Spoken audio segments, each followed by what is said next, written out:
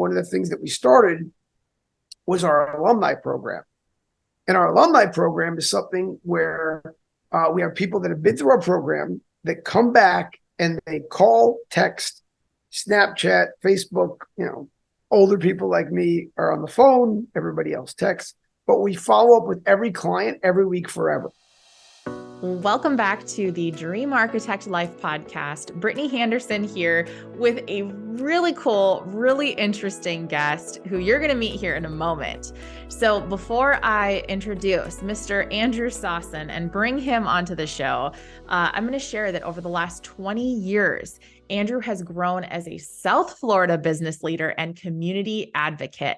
His professional focus on financial services and business development has allowed him to establish multiple successful ventures in a wide array of fields, including addiction care, customer service, music management, and insurance. You might be scratching your head going, wow, how do all those things come together? So today we're going to talk about his work with Recovery Unplugged treatment centers.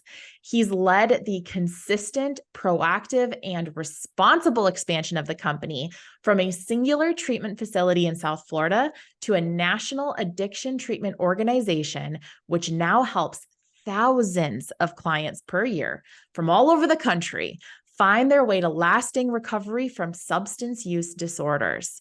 So what in the world does this have to do with building your dream architect life? Well, you are about to find out. Andrew, welcome to the show. Thank you. Greatly appreciate being here. And I'm really happy that Justin introduced us. Yes. For those that don't know who Justin is, it's Justin Breen. He's brilliant in the PR space and just a wonderful human being connecting entrepreneurs all over the globe. So shout out to Justin before we get started. So Andrew, we're going to flip this back to you. Obviously I've gone high level on a little bit of your story, but can you share more of your journey on what really landed you in the space that you're in right now? Sure. As you said in a nice intro, I was in the insurance industry for many years. I also helped start a call center that's now operating in 3 countries many years ago. And so during that time, my wife and I were helping several family members and friends battle their addiction, paying for a lot of therapy and a lot of treatment.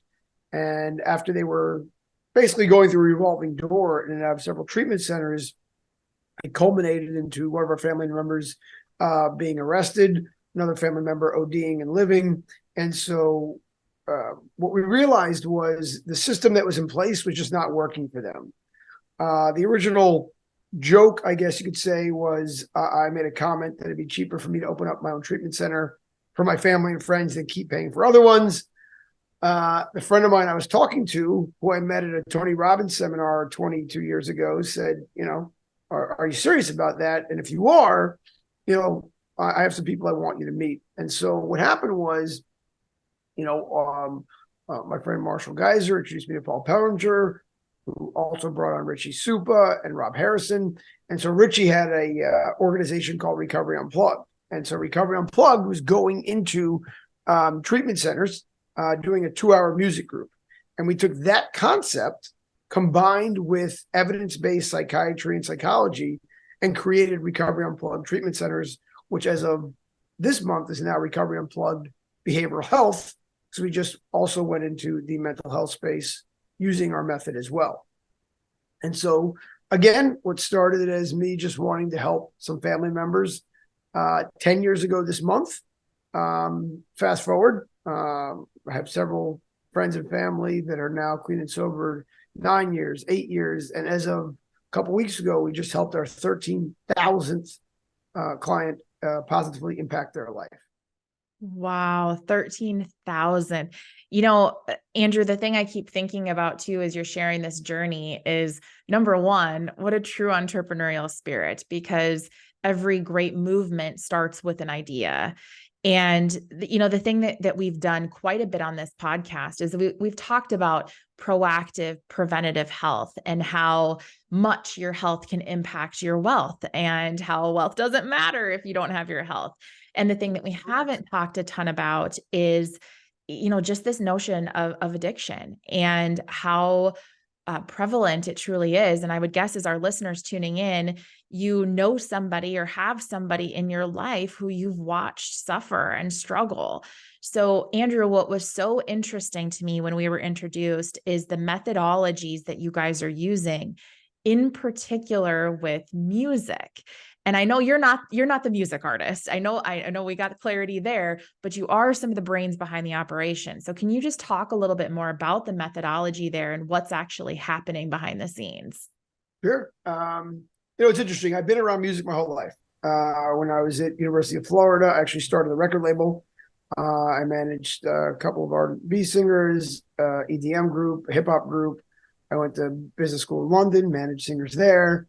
When I was in the insurance industry, I ended up doing insurance for athletes and entertainers. I have always been around music, have no musical ability myself. I have attempted learning the piano. I'd say I'm barely horrible.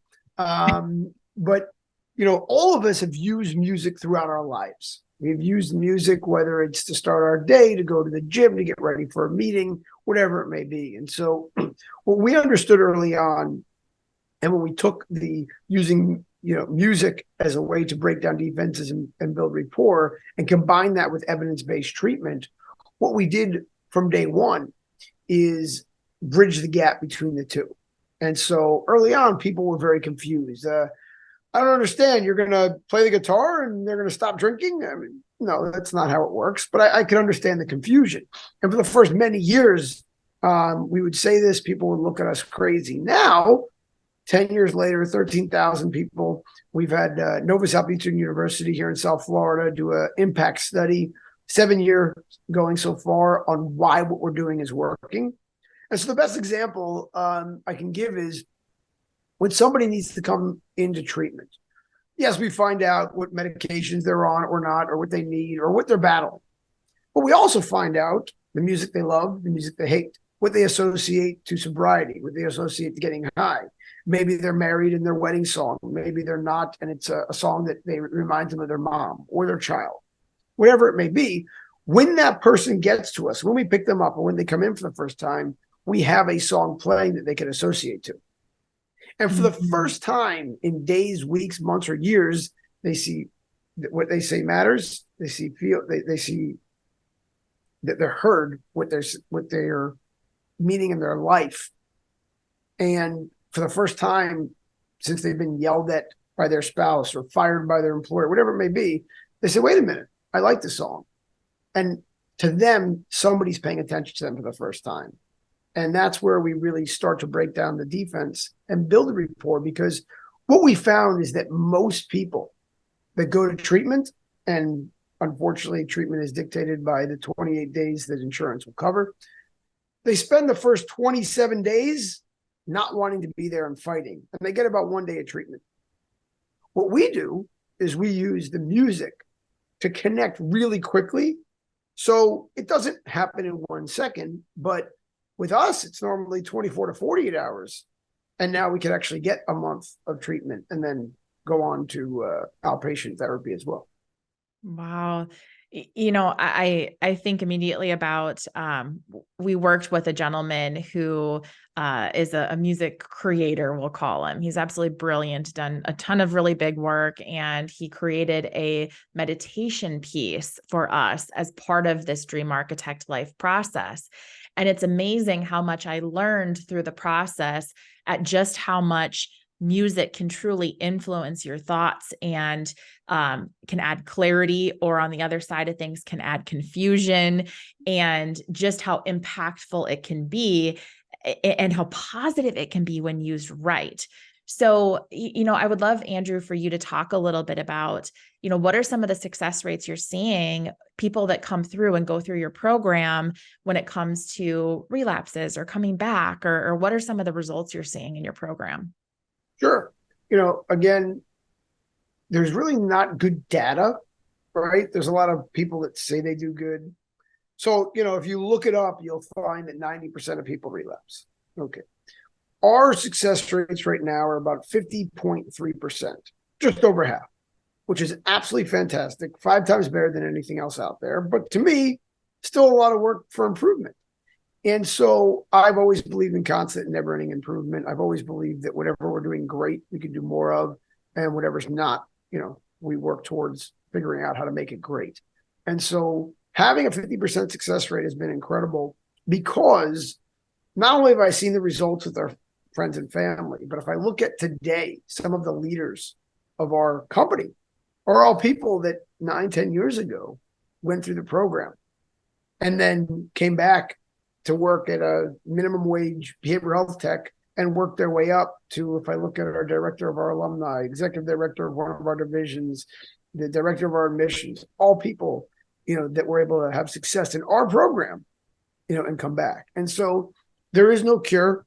There is no silver bullet, right? But what we found is that what we're doing actually works. And further, it's easy in the addiction space to measure success. Are you clean and sober or not? What we also are measuring is, if you relapse, how long do you relapse, right? In the past, people they relapse and they'd relapse for months, weeks, years.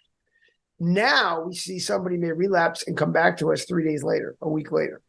And that's a huge difference as well, because today, unfortunately, on the alcohol side, it's the same as it was. But on the opiate side, when people relapse in the past, they'd go on a bad run, they'd come back. Now they get fentanyl and they die. And so it's very important that if they do relapse, we get them back as quickly as possible, which is why one of the things that we started was our alumni program. And our alumni program is something where we have people that have been through our program that come back and they call, text, Snapchat, Facebook. Older people like me are on the phone, everybody else texts, but we follow up with every client every week forever. Wow. And we have 16 full-time people that do that now. And that's made a tremendous impact on people being able to, if they are struggling or about to relapse, or they do relapse, get back and get the help they need. So a couple themes here that I think are really interesting, Andrew. Number one, the word that pops in my head, and it's one we often use on this podcast actually, is possibility.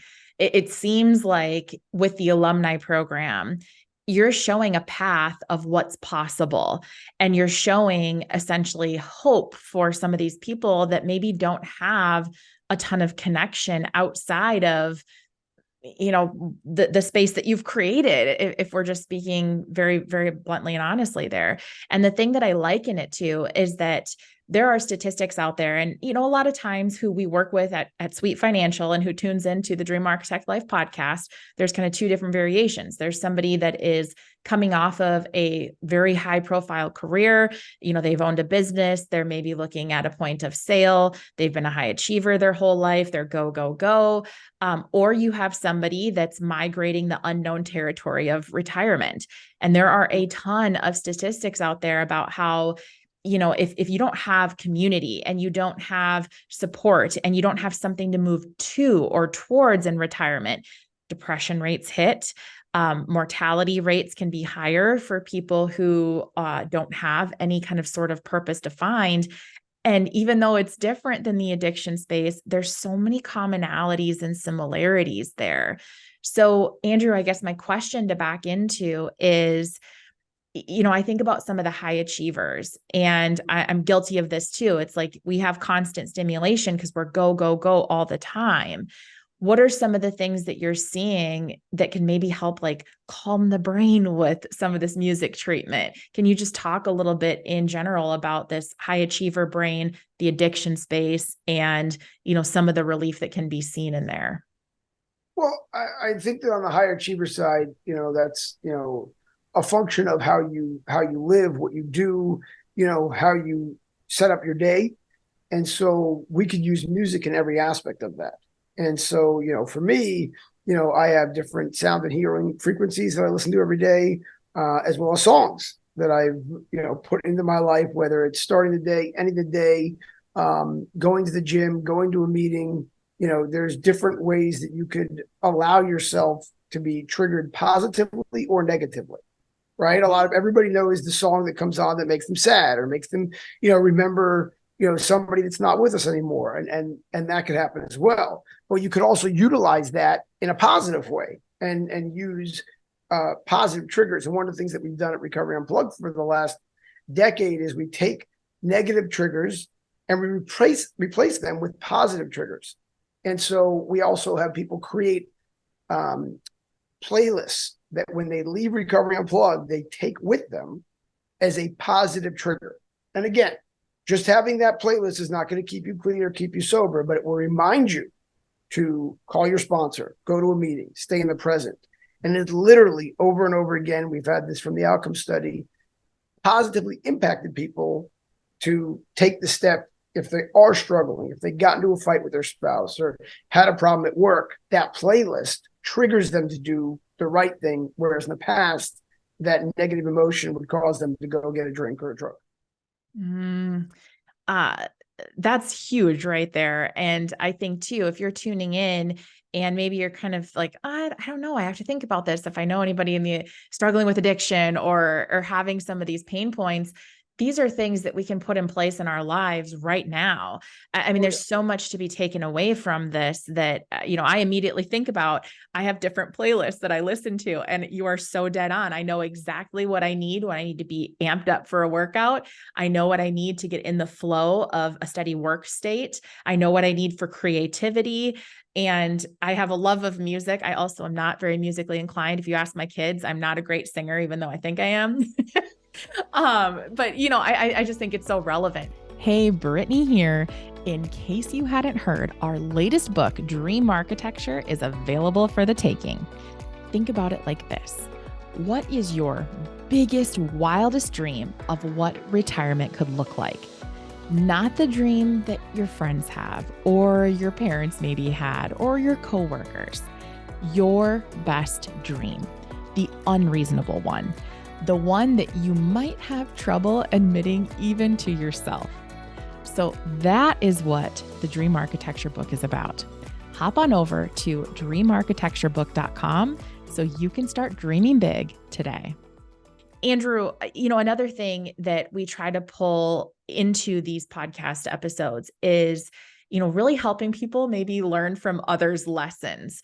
So you are in a space that I would imagine is so incredibly rewarding, but also really stinking challenging in a lot of ways. So what is one of the most, call it, difficult lessons that you've learned throughout your journey in building so many great things and having such great impact? I've learned lots of lessons. One of them is just because you're doing good doesn't mean good things will always happen. Very early on, I was naive to believe that just because we were doing good and helping people, that we would get paid on time, that the insurance companies wouldn't try and, fight us to pay us what we're owed, that people would not lie. And again, you're dealing with addiction or people with severe mental health challenges, you're going to get lied to. You're dealing with, insurance companies whose sole purpose is to make a profit. They may not always do the right thing by paying claims. And so it was challenging early on. It still is challenging. It's just less challenging now because I understand that. And I'll continue to do good, and we'll continue to fight, and we'll continue to understand that the people that we're dealing with are really trying. Some of them try in different ways. Some of them isn't the way that we want them to, but that's okay, as long as they're trying to make forward progress. And then, on the insurance side, we went from a fully out-of-network private pay facility. Over the last couple of years, we are a fully in-network facility. We take every major insurance. We now have contracts with TRICARE for active military, the VA for veterans, Medicaid as well. Again, we used to just focus on addiction inpatient. Now we have an entire, very robust, very successful outpatient program. So if you do live in an area where you went to a treatment center somewhere else, or you went to our treatment center, but you live somewhere else, you can now stay in our ecosystem and come to our programs online, and it's covered by insurance. And then just recently, we launched Recovery Unplugged Mental Health Institute.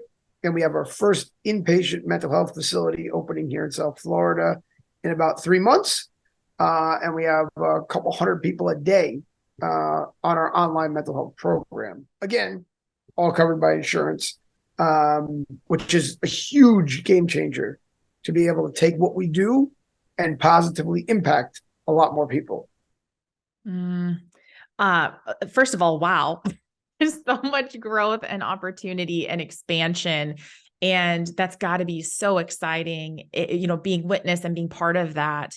That's amazing. So, I pivot a little bit here because one of the things that we talk about, be it culture of a company, be it, looking at where you're going to in this next chapter of life, if you're coming off of retirement or you're switching careers or you're selling your business, we often talk about value alignment.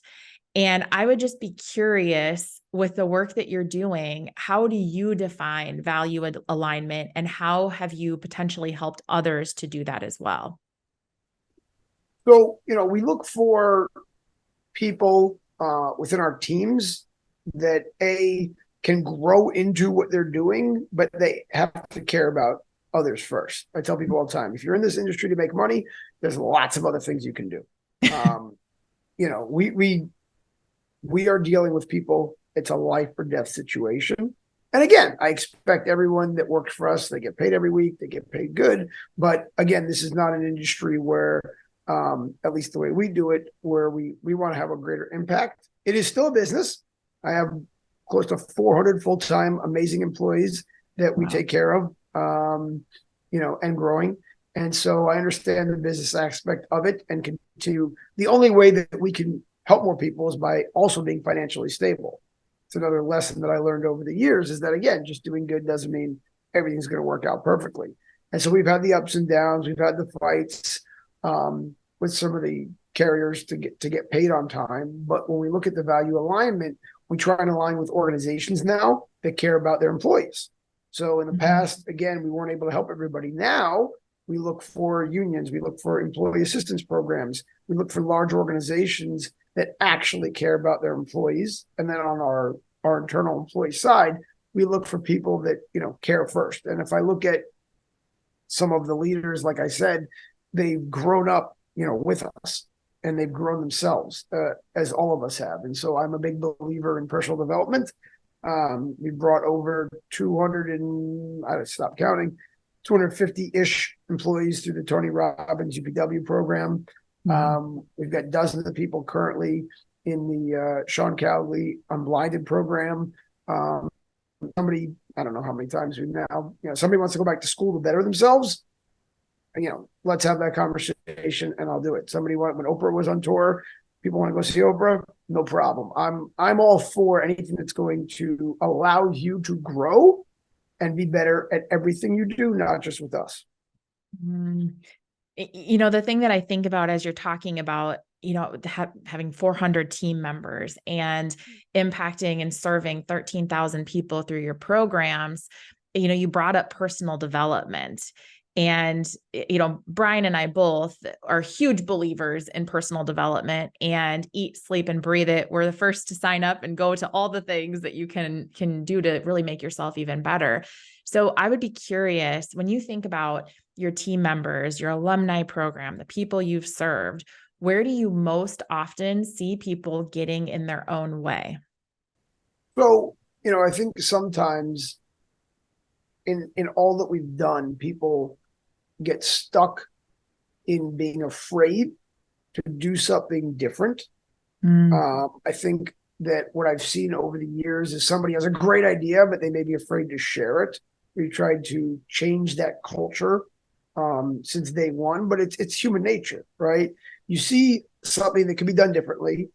Everybody's doing something one way, and then people get in their own way because they're just afraid to take a step to the right or left that may have a greater impact. And so, we fostered a culture of, if you have an idea, I don't care what the idea is, bring it up.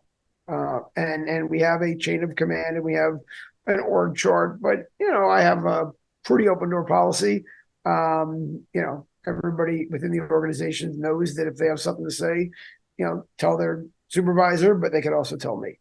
And so just looking at some of the programs we have, some of the things that we do, so our alumni program, that wasn't our original idea. That started out as my business partner, Rob, saying, we should be doing something with some of the people that came through here. We started with one person, then two people. Now we have 16 full-time people. Now we have, hundreds of people that show up to our bowling event, our laser tag event, our Halloween event today. And so it's getting people together. It makes logical sense, but it just wasn't done before. And we do this throughout every one of the areas that we're in. And so I think, going back to your question, it's allowing people to, take a step outside the box and share an idea. Doesn't mean that we're going to do it. Doesn't mean that it's going to work. But instead of doing the same thing over and over again, and sometimes expecting a different result, try an idea that may have a different result. The definition of insanity itself, right? Keep doing the same thing over and over, expecting a different result. So, Andrew, flipping this kind of to you personally now, when you think about all that you've done in contribution, I mean, we talk all over the place about your work in the addiction space, in insurance, in, growing businesses, fostering opportunities. Give me an example where you strategically overcame fear. Like you had this moment where you're like, man, this is so risky, or this is a huge leap of faith or a huge chance. How you strategically overcame that and what was the positive outcome? I mean, everything I've always done. If I look back at Recovery Unplugged, so when Recovery Unplugged came to existence, literally 10 days before we were supposed to get our first loan, the person that was co-signing the loan with me decided he wasn't going to do it.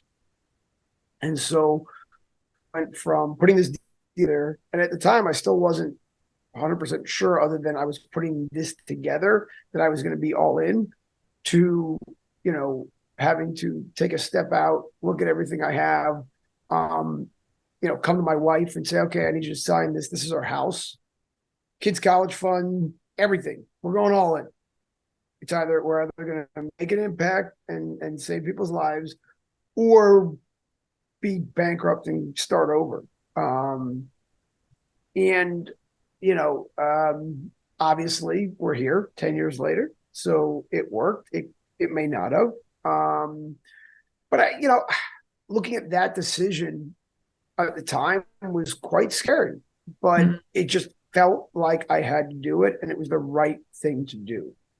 And so we did. And here we are today. I would say, years and years ago, maybe 15 years ago, when the financial crisis hit in 2008, that was a different story, where I was in the insurance business. We had a pretty big business, not a big business like this, but we had dozens of people working with us. And I refused to let anybody go for about 10 months too long, and literally lost, I've started with nothing. I've built up.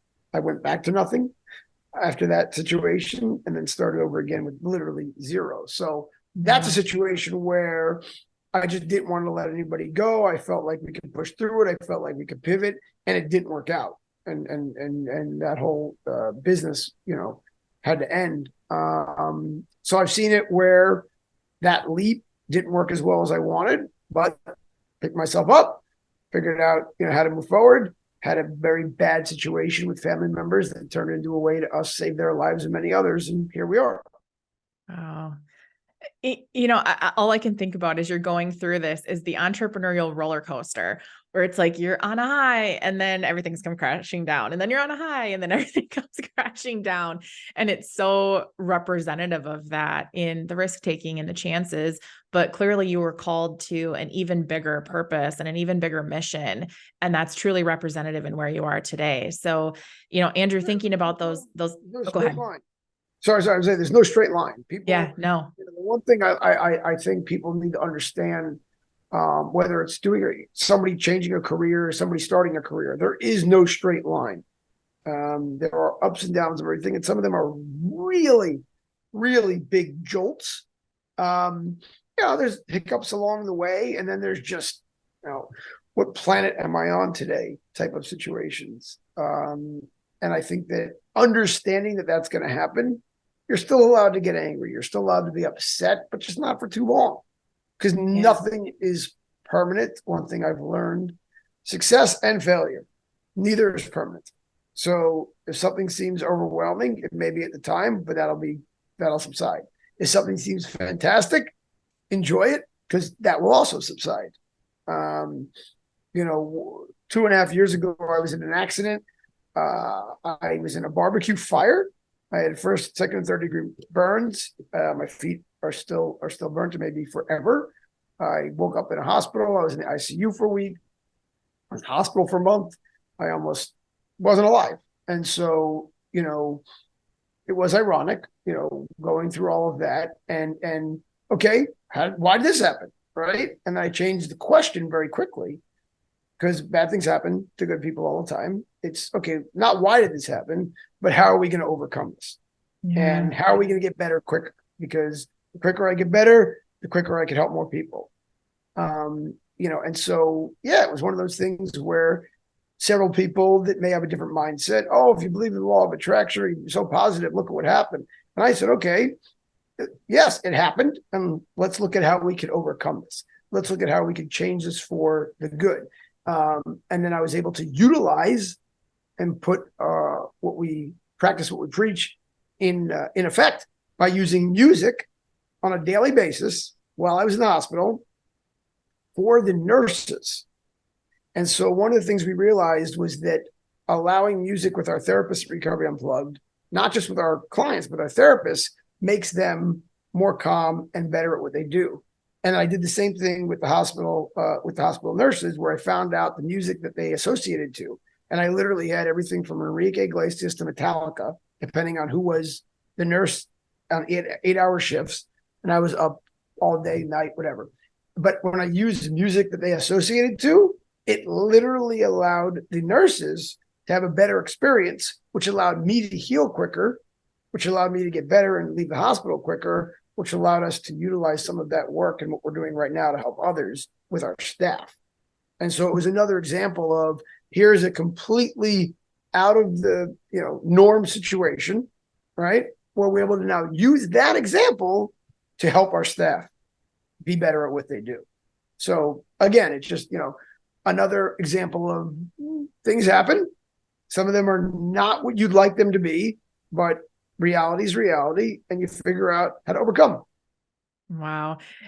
And, I can literally picture this whole thing happening where you're in the hospital and you're recovering, and here you are figuring out playlists for people to positively impact them and in turn your recovery. So again, I just think this is such an important takeaway at this moment, is that finding the for is what we would call it. So how did this happen for me versus to me?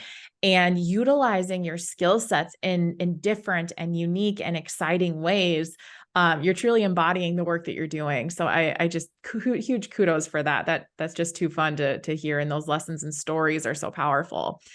So Andrew, before I ask my final question, if somebody wants to get a hold of you to learn more about, how maybe a loved one could be supported, how they can be supported, or even just the work that you're doing, what's the best way to do that?